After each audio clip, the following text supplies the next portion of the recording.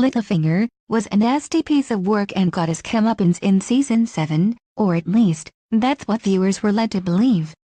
Lord Petyr Baelish, played by Aidan Gillen, a.k.a. Petyr, was only ever out for himself and used his position of authority to bend men, and women, to his will for decades. The Master of Coin on the small council was instrumental in getting Ned Stark, Sean Bean, and he was weaving his ideas into Sansa Stark's, Sophie Turner, head, or at least, he thought he was. It eventually all came to an end for Petyr in the last season when his meddling had gone one step too far. He tried to pit Sansa and Arya Stark, Maisie Williams, against one another, yet even if they don't always see eye to eye, the sisters share a close bond that not even Petyr could break. Aerys sliced Petyr's throat in a harrowing final scene, yet there are now rumors circling the internet suggesting that Petyr might not be dead after all. I understand why his death was kind of bad, but I really wonder what could he do if he were alive in Season 8?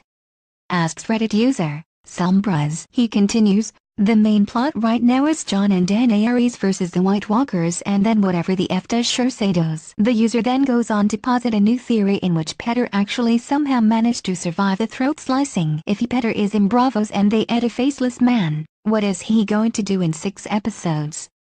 He sees a way to Winterfell to even do something with Sansa, he finishes. A user then commented on Sombras's theory and said, I feel like it was time for Littlefinger to. Though he was a mastermind and definitely played one of the main roles in orchestrating the War of the Five Kings, there isn't really a place for him in the next chapter of this story as far as the war against the White Walkers is concerned. He continued, he was out of his depth in Winterfell, with an all-knowing teenager hanging around, and would be even more so once the army of the dead come through. I wasn't entirely satisfied with his ending, but I completely understand why they wrapped his character up, and it was nice to see him have to face what he'd done and not be able to talk his way out of it. The idea that the Baelish who was ed by Arya was actually a faceless man is an interesting one, but ultimately a bit far-fetched, even for Game of Thrones.